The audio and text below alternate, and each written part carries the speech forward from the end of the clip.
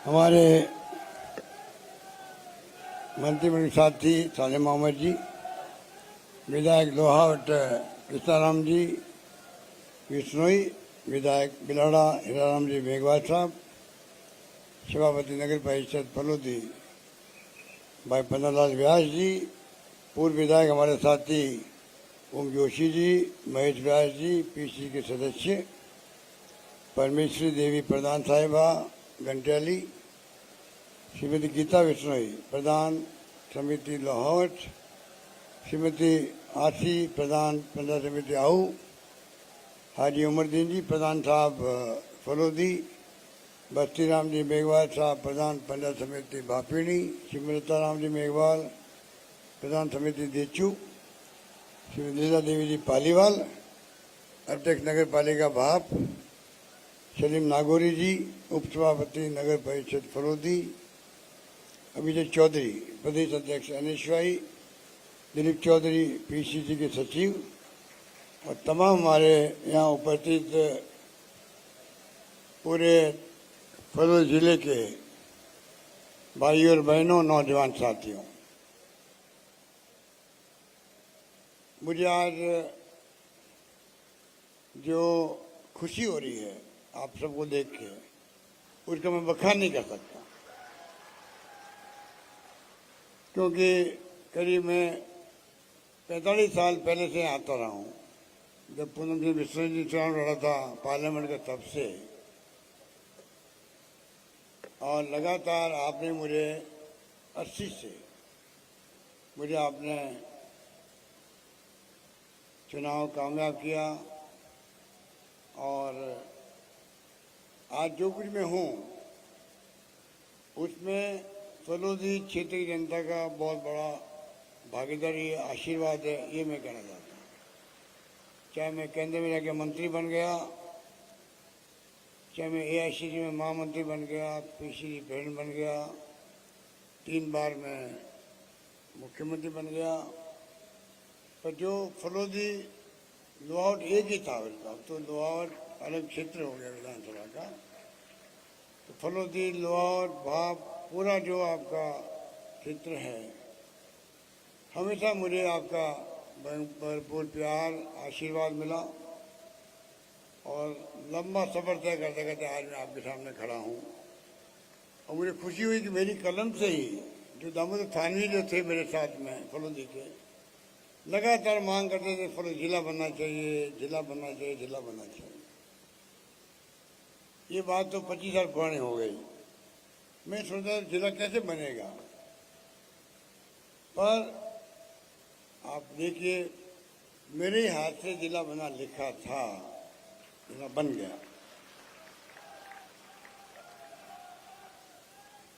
किसी को विश्वास नहीं हुआ फलोदी जिला बनेगा, मांग उठती थी, तो मुझे खुशी है कि जो मैंने फैसला किया सोच समझ के किया है। दूरियाँ कम हो जाएगी, कहाँ तो आप जोधपुर जाओ 200 किलोमीटर पर, 150 किलोमीटर, 110 किलोमीटर पर, हर जिले की अपनी समस्याएं थी। अब जिले 17 जिले ऐड हो गए, जयपुर जोधपुर पहले से बने हुए हैं, जयपुर ग्रामीण अलग जिला बन गया है। अब जोधपुर 3 जिले हो गए हैं, जोधपुर शहर, जोधपुर ग्रामीण और फलोदी। तो आप सोच सकते हैं इस प्रकार से मशीनरी रेवेन्यू काम हो, चाहे पानी, बिजली, शिक्षा, स्वास्थ्य, सड़कों का काम हो, कोई शिकायत हो पुलिस के अंदर, सब में आसानी हो जाएगी। जिला मुख्यालय बनना मायने रखता है। आज दिख रहा है फलोदी आपको, 40 साल पहले ऐसा फलोदी नहीं था, कस्बे की तरह था, ये मामूली आंधी चलती थी यहाँ पर। 40 साल में जो विकास हुआ है वो आपके सामने है। और अब आप देखेंगे जब मुख्यालय बन गया, मिनी सचिवालय बनेगा, कलेक्ट्रेट बनेगा, डिस्ट्रिक्ट जज बैठेंगे, SP का ऑफिस नया बनेगा, पूरा नक्शा बदल जाएगा, मुख्यालय उस रूप में बनेगा। पहले से मैंने अस्पताल जिला बना दिया, आपका फलोदी को बना दिया। उप जिला अस्पताल बना दिया, लाहौर के बना दिया। लंबी फहरिस्त है कितनी मैंने स्कूलें खोली होगी आपके यहाँ, प्राथमिक भी, उच्च माध्यमिक भी, और कितनी कम्युनिट कर दी होगी, सीनियर सेकेंडरी स्कूल, अंग्रेजी स्कूल खोल दिए हम लोगों ने। एक नया प्रयोग है देश के अंदर। इंग्लिश पढ़ाना गांव के अंदर बच्चों को, 6 लाख बच्चे पढ़ रहे हैं आज। आने वाले वक्त में आप देखेंगे आपके गांव के बच्चे दिल्ली, बम्बई, लंदन, अमेरिका में जाएंगे। प्रतिभा में कमी नहीं है, अवसर देने की बात है। पहले पैसे वालों के बच्चे पढ़ते थे स्कूलों में, तो इंग्लिश शिक्षण होती थी। अब हमारे गरीब बच्चे, गांव के किसान के बच्चे, मजदूर, दलित के बच्चे पढ़ रहे हैं। वहाँ के जाता हूँ, फराड इंग्लिश बोलते हैं। जमाना बदल गया है, मोबाइल फ़ोन, इंटरनेट की सेवाएं। अब 1,35,000, 1,35,00,000 मोबाइल फ़ोन में बांट रहे हैं महिलाओं को। क्यों बांट रहे हैं? अभी मैंने बांटा, नीचे आपके कैंप लगा हुआ है, छात्र भी आई थी वहाँ पर। मुझे महिलाएं थी, उन्होंने मुझे जवाब दिया कि मैं इसको मेरी पोते से, पोती से, बेटे से बात करूँगी। दिल्ली में रहते हैं वो लोग। मैंने पूछा हर एक को, क्या उपयोग करोगे इस मोबाइल फ़ोन का? बच्चों ने कहा हम इसे पढ़ाई करेंगे, ऑनलाइन पढ़ाई करेंगे। आजकल तो ऑनलाइन पढ़ाई होती है। तो मैं कहना चाहूँगा, देने में कमी नहीं रखी मैंने आपके। और जो मांगा मुझसे, लाहौर के विधायक बैठे हुए हैं,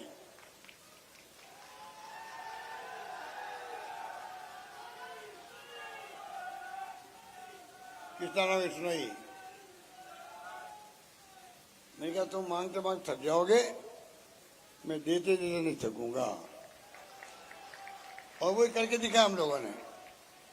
इसलिए मैं कहना चाहूंगा, मुझे एक दिन याद आता है जब पहली बार मैं लोकसभा का उम्मीदवार बन के आया था, तो परसा मदरना जी मेरे साथ थे, केसरी राठौड़ साहब थे, रंजीत सिंह जी थे, नरपतम भवर साहब थे जो आपके फील्ड के थे, MLA थे उस वक्त में,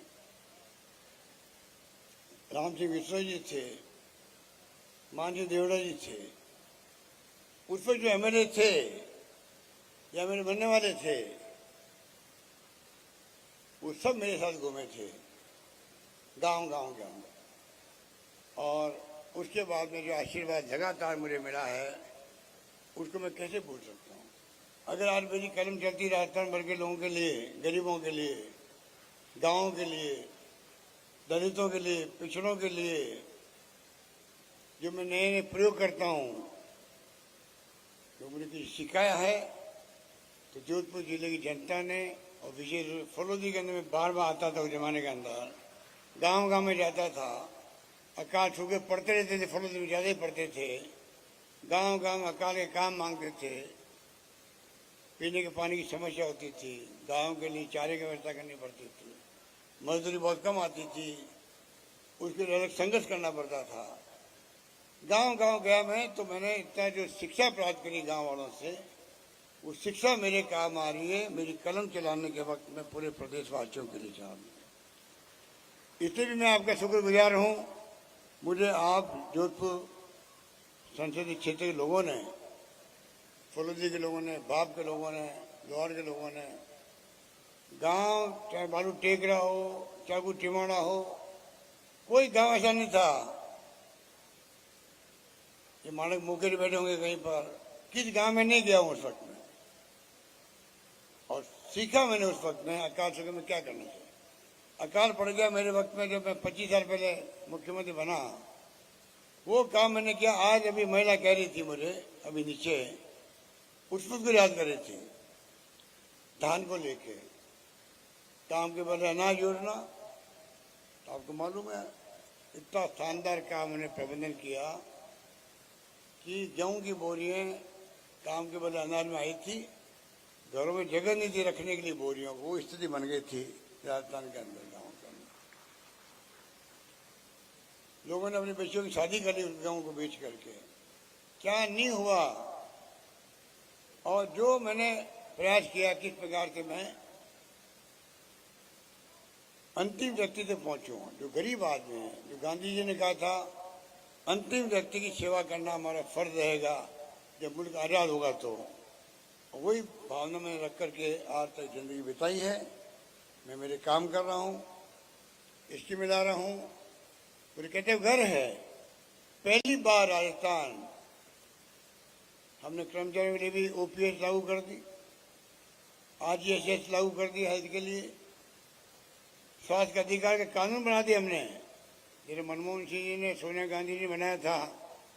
सूचना का अधिकार, शिक्षा का अधिकार दे दिया जनता को, 2 रुपये किलो गेहूँ, 3 रुपये किलो चावल का अधिकार दे दिया, और नरेगा दे दिया। नरेगा का फायदा किसी को मिला होगा तो फरोदी के भाव के लोग ज़्यादा कौन समझ सकता है। पहले क्या मांगते थे, अब घर बैठे 100 दिन का रोजगार। हमने भी और फैसला किया है, 100 दिन का केंद्र सरकार का जो कानून बना है उसके लिए 25 दिन एक्स्ट्रा स्टेट गवर्नमेंट देगी आप लोगों को, ये भी मैंने फैसला कर दिया। शहरों में नगर पालिका के फरोदी हो चाहे और कोई हो, बाप हो, सब जगह हमने नगर पालिका में काम करने के लिए भी शहरी इंदिरा गांधी शहरी रोजगार योजना शुरू कर दी। अन्नपूर्णा किट दे रहे हैं हम लोग। महंगाई की मार की भयंकर है, महंगाई इतनी भयंकर है देश भर के अंदर। अभी टमाटर देखा आपने, 200 रुपये 300 रुपये किलो हो गया। सब्जियां महंगी, दालें महंगी, महंगाई चारों ओर से। लोग दुखी हो गए और महिला विशेष रूप दुखी हो गई। ये महंगाई राहत शिविर हमने लगाया अभी, आपको खुशी होगी। 1,80,00,000 परिवार ने महंगाई राहत कैंपों में आगे कार्ड लिए हैं, गारंटी कार्ड लिए हैं। मुख्यमंत्री के साइन से गारंटी कार्ड मिले आप लोगों को सबको, और कार्ड बट रहे हैं 7 करोड़, पीछे 1 लाख कार्ड बट रहे हैं, जिसमें गारंटी दी गई हम लोगों ने। चाहे वो स्वास्थ्य का अधिकार दिया गया हो, चाहे दुर्घटना बीमा दिया गया हो 10 लाख का परिवार के लिए, अन्नपूर्णा योजना दी गई हो जिसमें दालें भी, शक्कर भी, तेल भी, मिर्च मसाले सब पैकेट दिए जा रहे हैं राशन की दुकान से। शहरी रोजगार योजना की बात की गई हो, कामधेनु योजना। हिंदुस्तान के अंदर हमें गर्व होना चाहिए। गौ माता की सेवा की बात करते हैं लोग, हमारे विपक्षी लोग, राजनीति करने के लिए।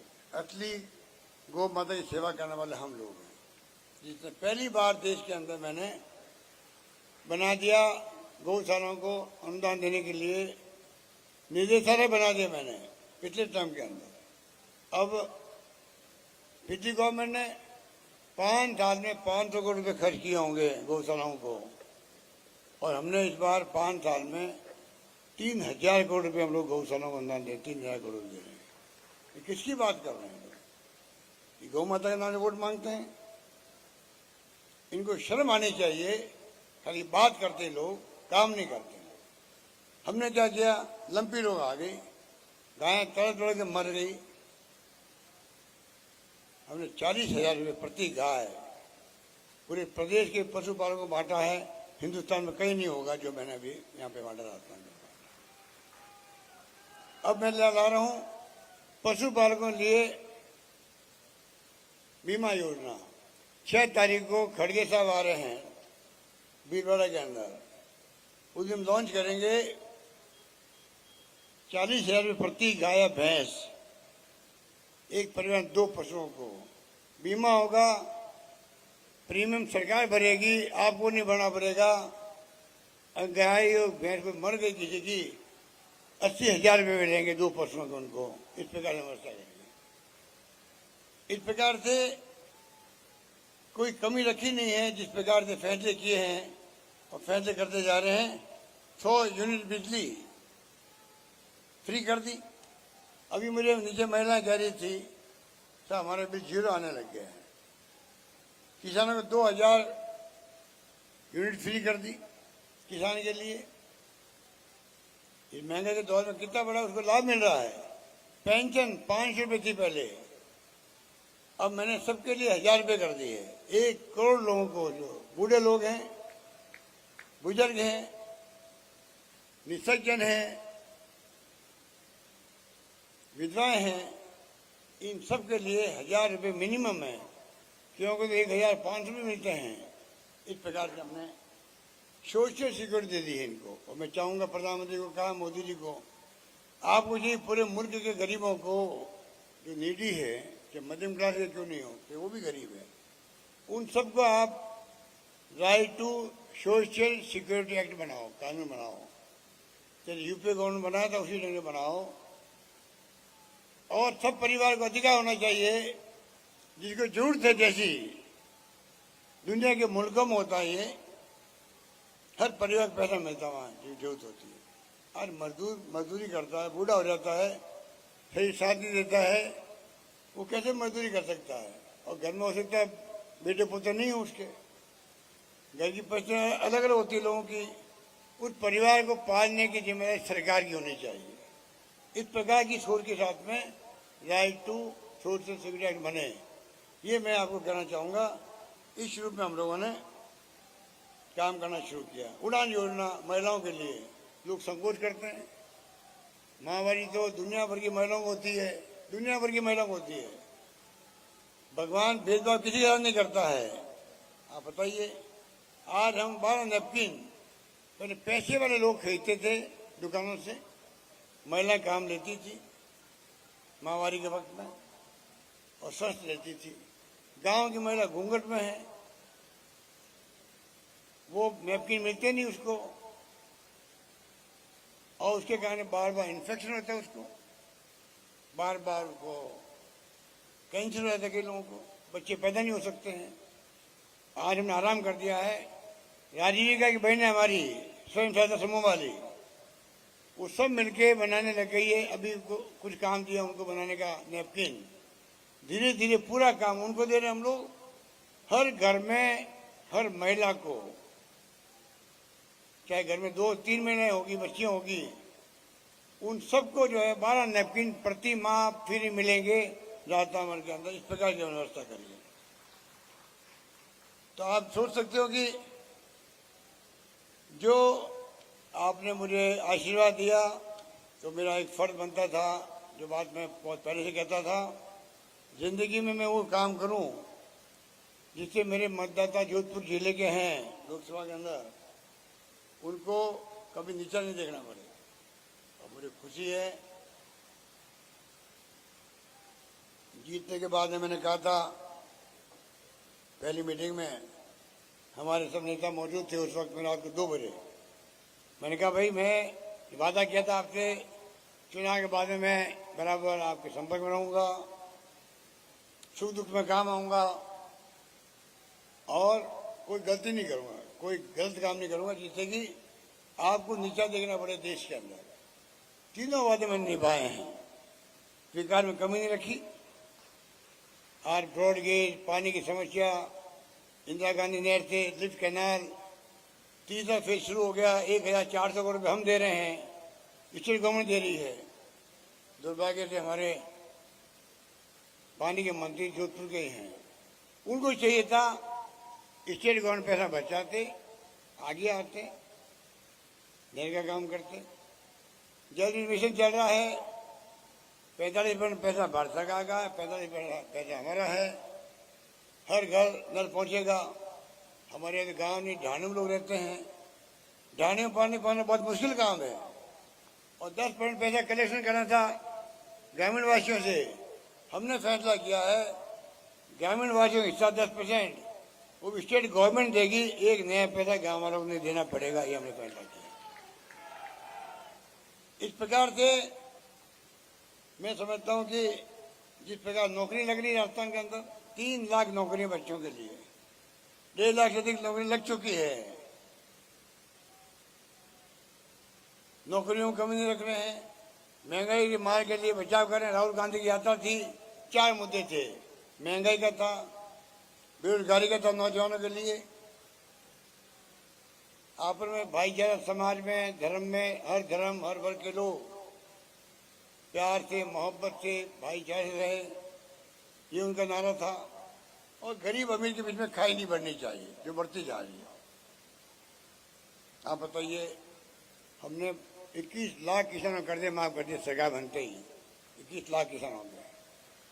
और जो सरकारें बैंक सरकारी है, भारत सरकार की है, राष्ट्रीयकृत बैंक हैं, हमने प्रधानमंत्री को बार बार आग्रह किया। कल 2000 करोड़ का सेटलमेंट हुआ है, मान लीजिए एग्जाम दे रहा हूँ, कल एक सेटलमेंट हुआ, मैं आंकड़े भूल गया हूँ, एग्जाम दे रहा हूँ, 2000 करोड़ का मान लो कर्जा है। 1500 करोड़ छोड़ रही बैंकें, 500 करोड़ वसूल कर रही उससे।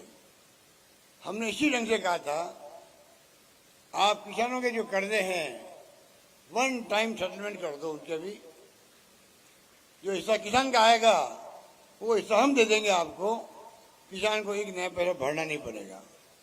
वो इस बात को मान नहीं रहे हैं। और हमारे विपक्ष के लोग कहने कुछ नहीं है, कर्जा माफ नहीं किया क्या करके ये जुमला बोल देते हैं। आप सोच सकते हो विपक्ष के बाद कहने कुछ नहीं है, और वो ऐसे लगाते थे हंसी आती है कि नड्डा साहब आ रहे हैं, कभी राजनाथ सिंह जी आ रहे हैं, आएंगे, कभी अमित शाह जी आ रहे हैं, प्रधानमंत्री 6 बार आ चुके हैं। तो बताओ आप राजस्थान के पीछे क्यों पड़े हुए हो? इतना अच्छा काम चल रहा है, आप कभी सरकारें भंग करने में लग जाते हो। कर्नाटक में, महाराष्ट्र के अंदर, मध्य प्रदेश के अंदर सरकारें गिरा दी आपने, चुनी हुई सरकारें। ये लोकतंत्र है, आप लोकतंत्र को खत्म करना चाहते हो। अब कल जो इन्होंने कहा है एक राष्ट्र एक चुनाव, पहले 3 बार इलेक्शन कमीशन ऑफ इंडिया ने, लॉ कमीशन ने और साथ में पार्लियामेंट्री कमेटी ने कई बार रिकमेंडेशन दी है, सुझाव दिए हैं। इतना बड़ा फैसला है, आप विपक्षी पार्टियों को साथ लेते बात करते, हो सकता है कि सब मिलके अगर फैसला करते, फिर आप कमेटी बनाते तो विश्वास होता लोगों को देश हित में कुछ करने जा रहे हैं। अब आप पे शक हो रहा है, आपकी नीयत पे शक हो रहा है, आप लोकतंत्र को किस तरह कायम करना चाहोगे या नहीं करना चाहोगे, आपकी नीति क्या है, नीति क्या है, आप स्पष्ट नहीं कर रहे हो। लोग चिंतित है कि देश को किस दिशा में ले जा रहे हो, आप किस दिशा में ले जाएंगे कोई नहीं जानता है, इतने तो डरे हुए हैं। अरे लोकतंत्र मेरी आलोचना होती है, मुझे खुशी होती है। अगर मेरी आलोचना होती है, सच्चाई है तो मुझे खुशी होगी, क्योंकि मेरा यकीन लोकतंत्र में इतना पक्का है, अगर किसी ने आलोचना करी मेरी और सच्चाई उसमें है, मेरा धर्म कहता है कि मैं उसको कैसे सुधार करूँगा। मेरी सरकार के अंदर कोई गलती करें तो ठीक कर लें हम लोग, भला किसका होगा, जनता का भला होगा। मैं क्यों अहम घमंड रखूं, सब कुछ ठीक मैं ही हूं अकेला, ये तो मेरी सोच है। इनकी सोच है कि इनकी आलोचना कर दो, क्योंकि बुरा लगता है।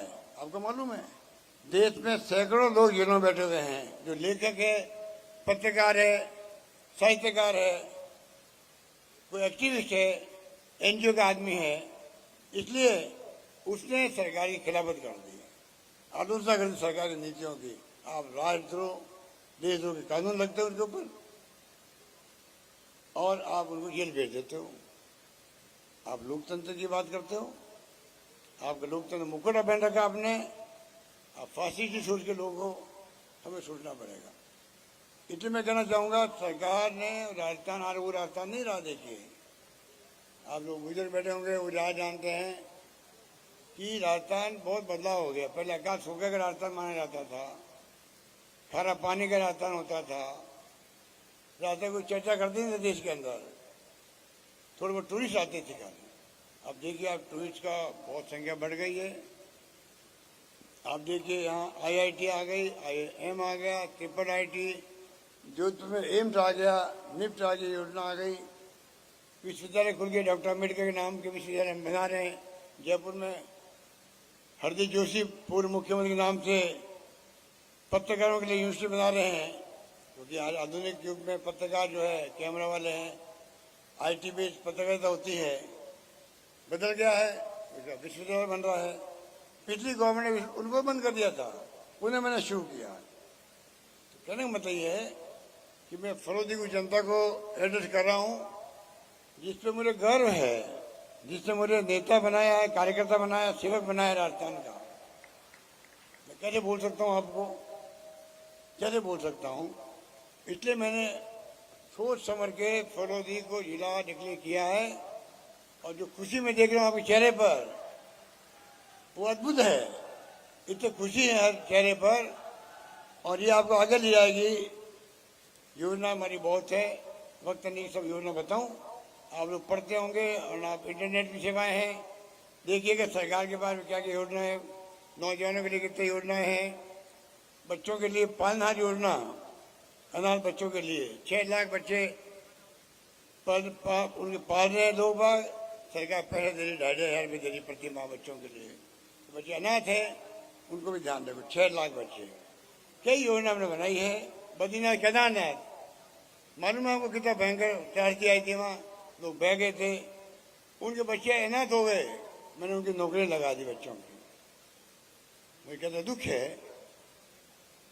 सरकार बदल गई, स्कीम बंद कर दी, और 20-25 लोगों की नौकरी लग चुकी थी, उनको निकाल दिया नौकरी से। ये है, कहते हैं हम धर्म की, हिंदू धर्म को मानने वाले लोग हैं, उनकी स्थिति ये है।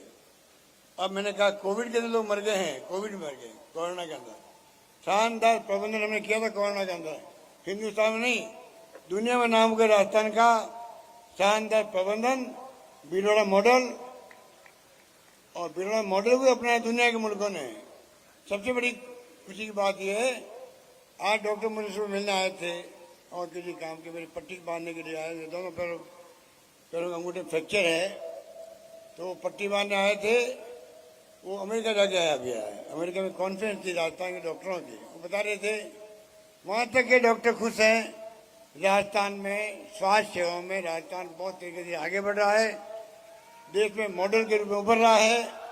इलाज फ्री हो रहे हैं, 2 लाख का, 5 लाख का, 10 लाख, कोई कूल्हा बदला रहा है, कोई घुटने बदलवा रहे हैं, कोई हार्ट की प्रॉब्लम है, किडनी की है, कोई तो इलाज हो सब फ्री हो रहा है।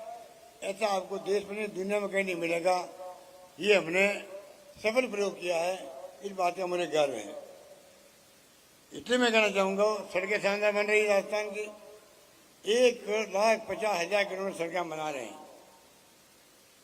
करीब 60-70 हज़ार किलोमीटर बन चुकी है सड़कें। आज शानदार सड़कों के साथ में राजस्थान अपना प्रस्तुत कर रहा है देश के अंदर। इसलिए मैंने कहा अब राजस्थान की चर्चा ग्रामीण ओलंपिक क्यों नहीं हो। आप बताइए, ये प्रयोग पहली बार हमने किया देश के अंदर।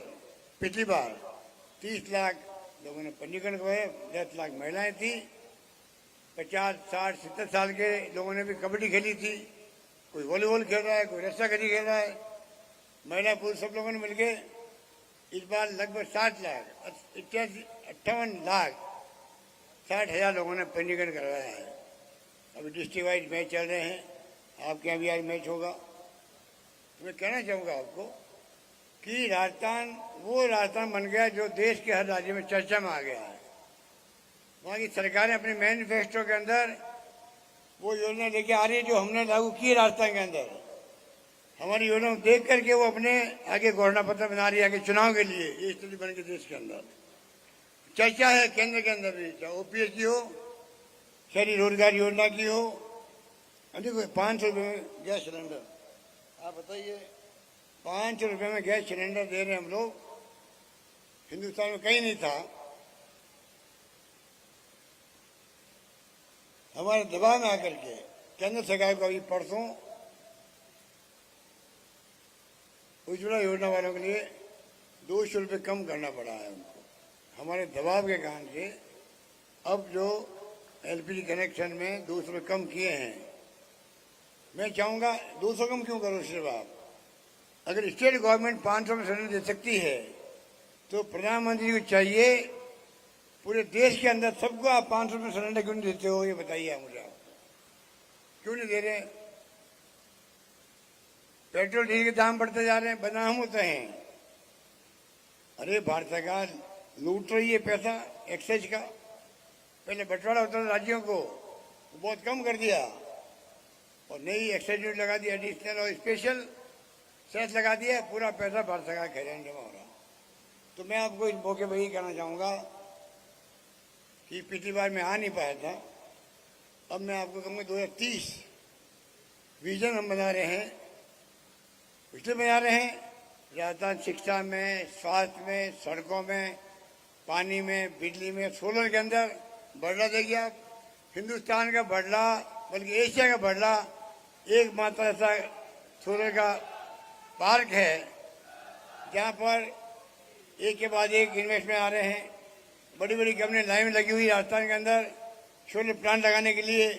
आने वाले वक्त में बिजली की कमी रहेगी नहीं राजस्थान के अंदर। ये हालात बन गए राजस्थान के अंदर, तो पानी में, बिजली में, शिक्षा में, स्वास्थ्य में, सड़कों में और सोशल सिक्योरिटी पेंशन में इतना कीर्तिमान स्थापित हमने कर दिए हैं। तब हमारी हिम्मत हुई कहने की, हम चाहेंगे नौजवान पीढ़ी, आने वाली पीढ़ियों के भविष्य को देखते हुए, वर्तमान पीढ़ी हमारा छात्र है, युवा है, महिलाएं हैं, मजदूर संगठन है, किसान है, विशेषज्ञ है, एक्सपर्ट हैं विषयों के, लेक्चर, प्रोफेसर, डॉक्टर कोई हो सकता है। दिल में जो कल्पना हो, सपना हो, डॉक्टर APJ अब्दुल कलाम ने कहा था उसी ढंग से सपना देखो। बताओ सरकार को 1 करोड़ लोगों तक पहुंच बनाना चाहते हैं। वो डॉक्यूमेंट बनेगा आगे के लिए 2030 के अंदर फरोजी कहां तक पहुंचे, ये सपना आपका होना चाहिए। इस प्रकार से हम चाहते हैं राजस्थान विकास योजनाबद्ध तरीके से हो। जो सपना हमने देखा है, हर व्यक्ति सपना देखे, मेरा गांव, मेरा प्रदेश, मेरा कस्बा, मेरा विषय, per capita income, happiness index, हम आर्थिक विकास दर। आज देश में, उत्तर भारत में राजस्थान आपको मालूम है 2 नंबर पर है।